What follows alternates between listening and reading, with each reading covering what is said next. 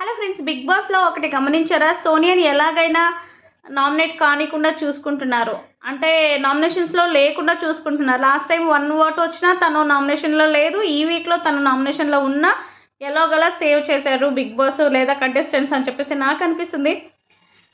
నిఖిలో అభయ్కి option వచ్చినప్పుడు కిరాక్ సీతని save చేయొచ్చు కదా. తనకి సిల్లీ రీజన్స్ చెప్పి నామినేషన్ చేశారని నాకు అనిపిస్తుంది. ఎందుకంటే కిరాక్ సీత గేమ్స్ పరంగా చాలా బాగా ఆడింది. ఎవరైనా బయటకు వెళ్తే తను ఎమోషనల్గా, అంటే తను వేరే వాళ్ళకి డిస్టర్బ్ అవుతుందంటే తన ఎమోషన్స్, మీకు ఎవరు ఏడట్లేదా, ఇంట్లో ఎవరు ఫీల్ అవ్వట్లేదా, కిరాక్ సీత ఒక్కతే ఫీల్ అయిపోతుందా, తన ఫీలింగ్స్ మీకు అడ్డుగా ఉందా, తనకి నామినేట్ చేశారు. తనని సేవ్ చేయొచ్చు కదా. సోనియాని ఎందుకు సేవ్ చేశారు? ఎలాగైనా వీళ్ళందరూ సేరి సోనియాని సేవ్ చేయాలని ఫిక్స్ అయ్యారు. బిగ్ బాస్ కూడా లాస్ట్ టైం 1 ఓటు వచ్చినా నామినేషన్లో పెట్టలేదు, సేవ్ చేశారు. దీంతంతా చూస్తుంటే ప్లాన్లనే ఉంది అనేసి నాకు అనిపిస్తుంది. దేని పరంగా అన్ఫిట్ సీత